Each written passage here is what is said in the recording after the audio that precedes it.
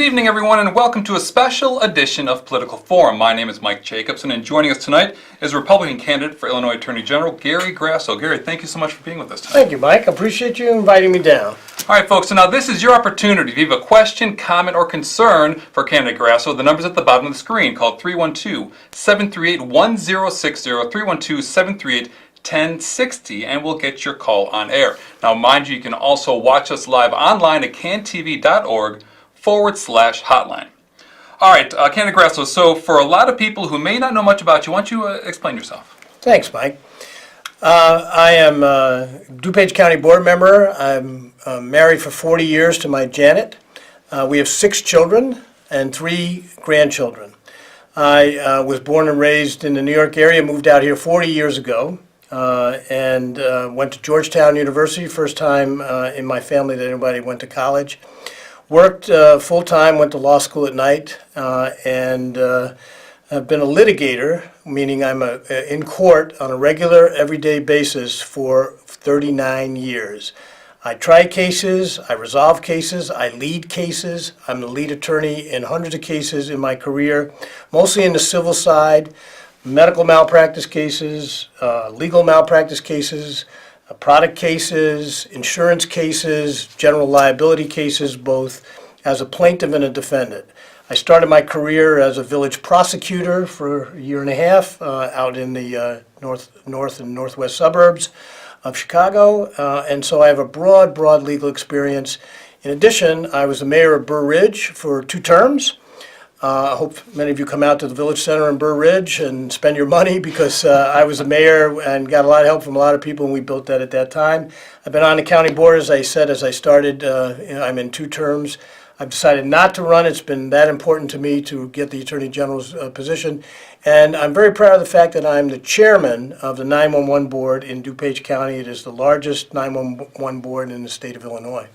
All right, so candidate Grasso, for folks, because a lot of people aren't quite sure exactly what's the role of an Attorney General for Illinois. So in your eyes, what do you see that the role is to help explain to people? I'm the chief. I'd be the chief legal officer for the state of Illinois, but most importantly, I would be the lawyer for the people of the state of Illinois, and in court and in litigation to protect you and your rights. And I have that background in litigation to do so. There'd be areas of child protection, elderly, women, victims, utilities, environment, charities. Those are many of the topics that the Attorney General would address, but I would start with political corruption. Do you think that the Attorney General's office, is it like a mix when you're looking at administration and you're looking at litigation? Yes, you have to consider who is qualified for this job to do both sides of the job. And what I mean by that is, certainly you have to be a top-notch litigator, and I think I have those credentials, and frankly I don't believe my opponent has any of those credentials.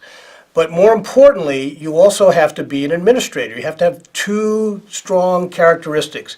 And I have been an administrator. I've been a mayor. I've handled budgets during very difficult times. I was a mayor of Burr Ridge during the worst economic times I think any of us have ever known. And I've been on the county board now for almost 6 years, where we deal with the budget, and I'm a big person on consolidation of services. And I've been the chairman of the 911 board, where we have consolidated from 22 PSAPs with people prior to me, not just under my administration as chairman, but we've now down to 3 PSAPs. We've consolidated, we've saved money, we're saving the taxpayers of DuPage County $7 to $8 million a year, and more importantly, we've increased the service and increased the ability of people to be safe when they call 911.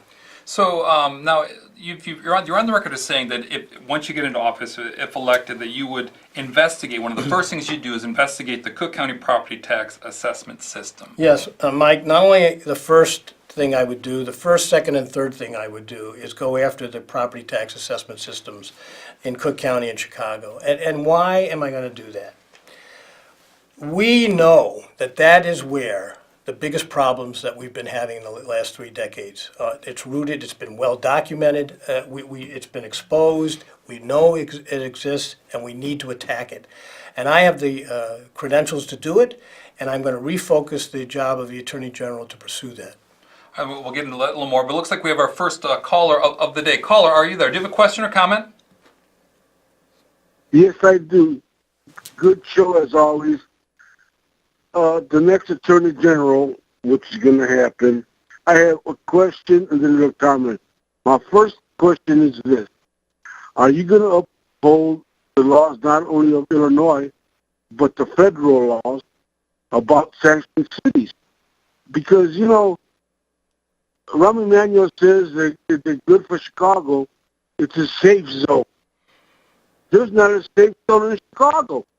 So how's he going to give a safe zone to illegal people? I'm Mexican-American myself. I went to fight in Vietnam. I didn't fight for this. I fought for the rights of our people, U.S. citizens of all races. Thank you. So he wants to hear your stance on sanctuary cities. Sir, I'm sorry, I didn't get your first name or your name, but here's where I am on sanctuary cities. I am opposed to the sanctuary state laws that we have here in Illinois. It is the most liberal law in the state, in the country, and I believe it's a bad law. As Attorney General, now I'm supposed to enforce the law, but as the Attorney General, you're also supposed to suggest changes to laws, and you're supposed to advocate for the people of Illinois. And I truly believe that the people of Illinois want that law changed, and I will advocate for change. Look, no one should be profiled and then have their status challenged. I would advocate against anybody being profiled. But if you commit a crime, if you commit a felony, if you've done something substantially wrong and the authorities have you in custody, then just like all the rest of us, everything is on the table. That includes your status in this country, especially if you've been here 2, 3, 4 times and return. You should be cooperating as the Attorney General with the government in those circumstances. So it looks like we have another caller. Thank you for that call, caller. Caller, new caller, do you have a question or comment? Yes, it's a comment. First of all, I want to congratulate Mr. Grasso. He's done a wonderful job, and he's earned my vote, and he's getting my vote. But I do think it's important to mention on the air that if people want to vote by mail, and if you're looking at Cook County in general, it's important to let everybody know that they have to request a Republican ballot in the primary to cast their vote for Mr. Grasso. I think he represents everything that's going to move this state forward. You know, this is not, we don't live in a state called Cook County. We live in a state called Illinois. And this man would make an excellent Attorney General for our state. Everything he said so far is right on the money, and I would encourage everybody out there who's unfamiliar with the process to request a Republican ballot in the primary and vote for this man if they ever want to see anything get done. Far too many people in Cook County have, first of all, had their vehicles hit by people who are driving illegally, uninsured, also not in the country legally, and then they take off. And if we're ever going to get to the root of this problem, we have to take a strong stand, and Mr. Grasso is taking a strong stand on this issue. God bless him. God bless his candidacy, and he's got my vote. Good evening, gentlemen. Thank you for that comment. So to follow that, what the caller said, because being a Republican in we're looking at Cook County, you're looking at Chicago, where it's considered democratic. How do you then maneuver through that? Because and also if you get in this office, you're right now you have a Republican governor and you have a Democratic House and Senate. So how do you navigate through that? Yeah, the good news is, and thanks, Mike, great question. The good news is you navigate that by being independent. Unlike the Attorney General in the U.S. system, in the federal system that is subject to the President, our system we are supposed to have, and we do have under the Constitution, an independent Attorney General. It's so important for you to assess who is going to have that job and will he or she be independent. We know none of the Democrats will be independent. We know how the system works. My opponent is supported and financed by the governor. I am putting my own money in, and I have a grassroots campaign. So who's going to be independent? I'm going to be independent. You've heard my views, you've heard my background. I think you can be confident that I can navigate for the people in the system that needs to be attacked and addressed, and I'll be doing that for the people of Illinois. So also, when you're looking at Illinois on the national level, what's the responsibility, in your opinion, of the Attorney General's office in supporting and enforcing federal laws and policies of the Trump administration? Well, if they're consistent with what the best interests of the state of Illinois, I'm the lawyer for the people of Illinois, so the people of Illinois come first. Now, that doesn't mean you're antagonistic to the federal government. We pledge allegiance to the flag, to a republic. We live in a republic. That means that the federal government it should be cooperative. In my mind, we should cooperate with the federal government unless, in what I would think is the rare circumstances, the federal government isn't working for what I believe to be in the best interest of the people of Illinois. So the people come first. We live in a republic.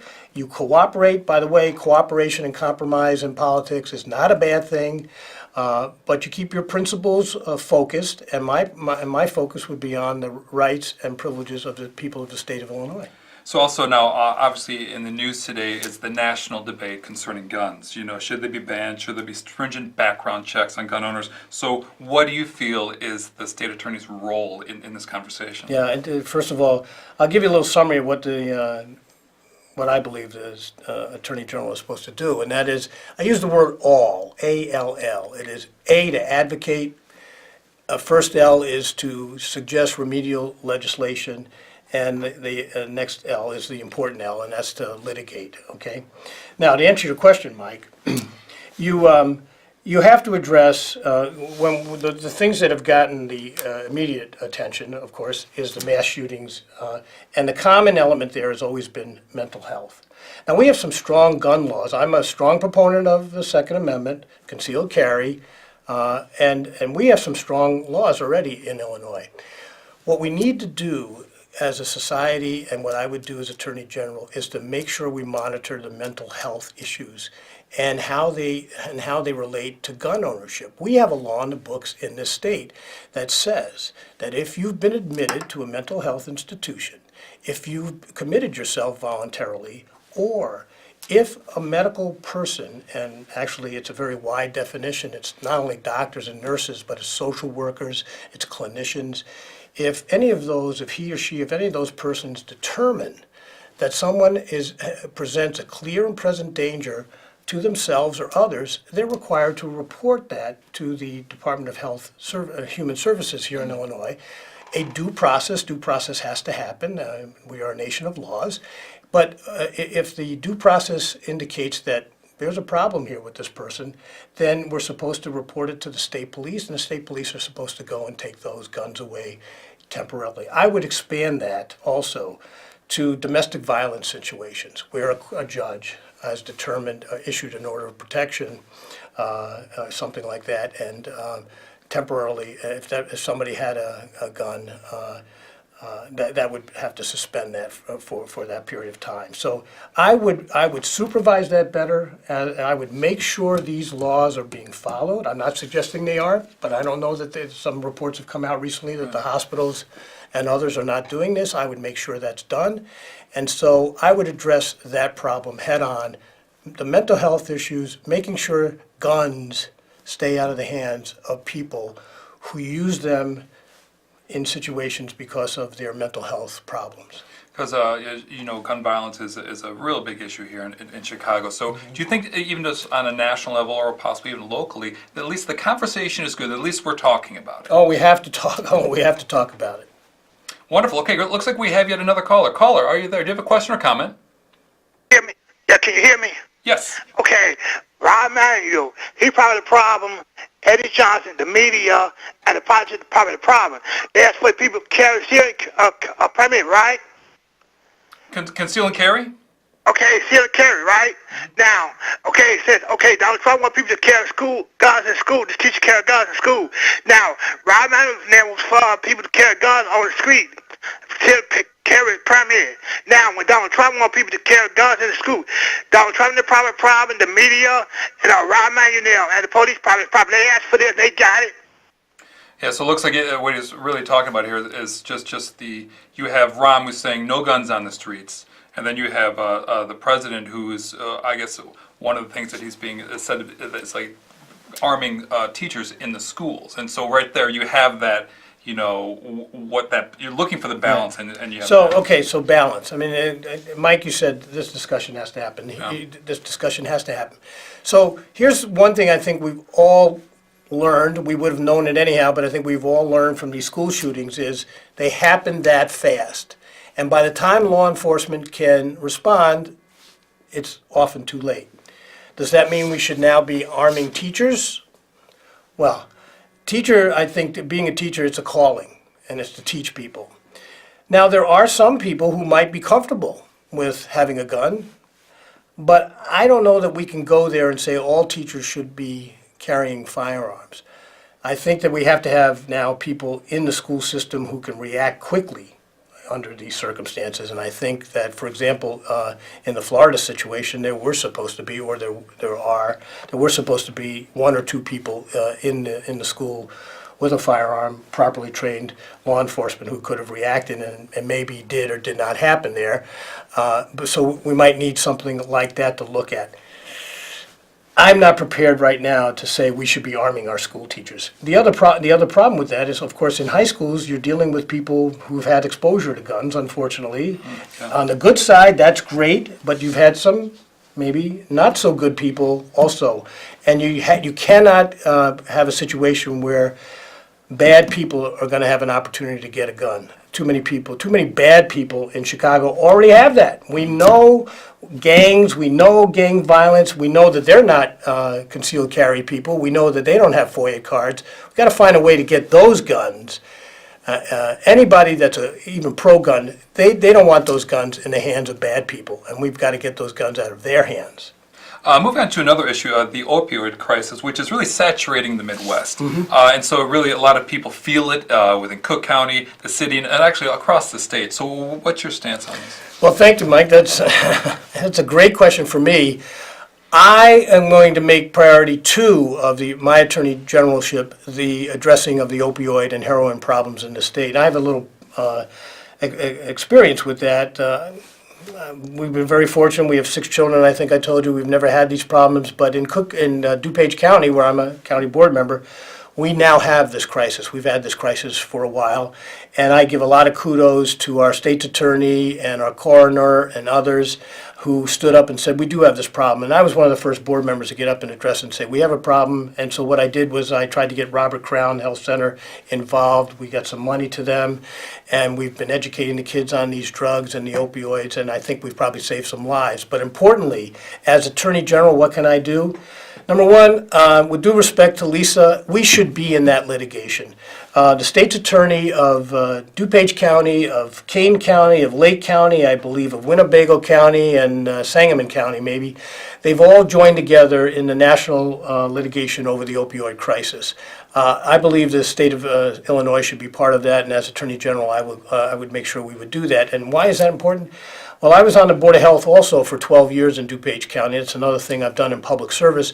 And I was there during the tobacco settlement. And while hundreds of millions of dollars came into the state of Illinois for that tobacco settlement, none of it went to public health. And so all the people suffering and all the families suffering as a result of those that were diseased and made sick from smoking, none of that money went to help them to get jobs, to rehabilitate, to do anything.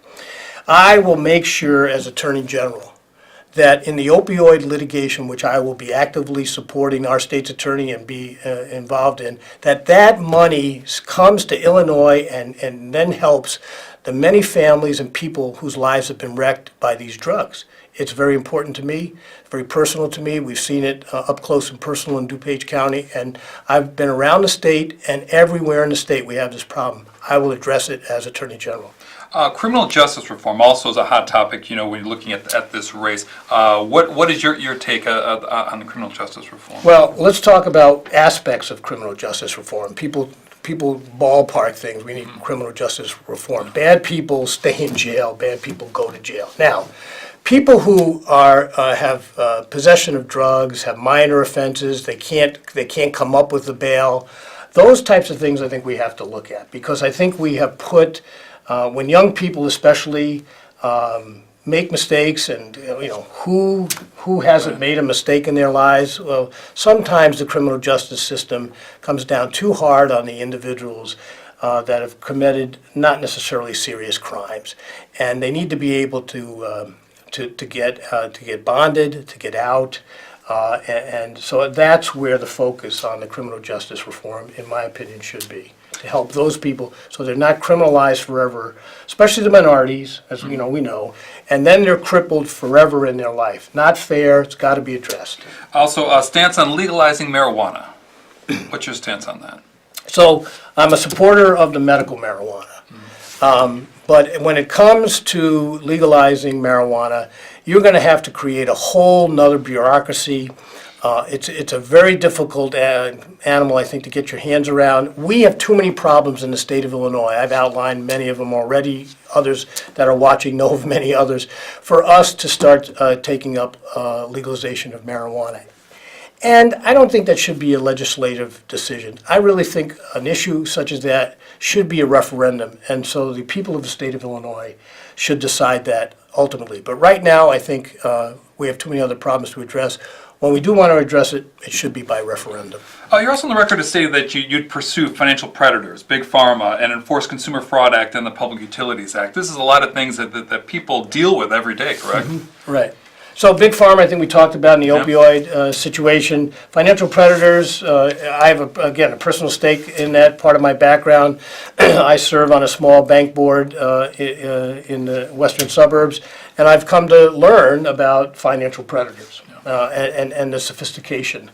And I think that's where the Attorney General needs to address those situations. Look, our elderly, that's their nest egg, and in a moment, in a computer, in a send button, whatever, they can lose everything that they've worked for. And one thing about elderly people, they want to be independent. They don't want to be dependent on others. And when you take their money away, you cripple society, not just them. I will make that a priority.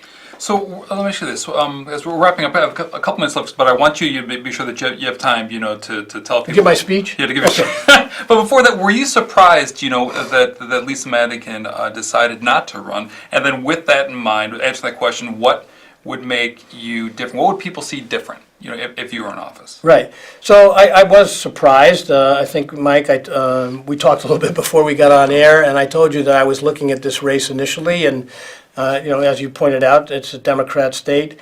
And I thought Lisa, she was entrenched for 16 years, the longest serving Illinois Attorney General ever, so I was surprised. But to answer your question, the reason I'm going to be different is that I believe that the Attorney General has turned the office really into a consumer fraud advocacy unit.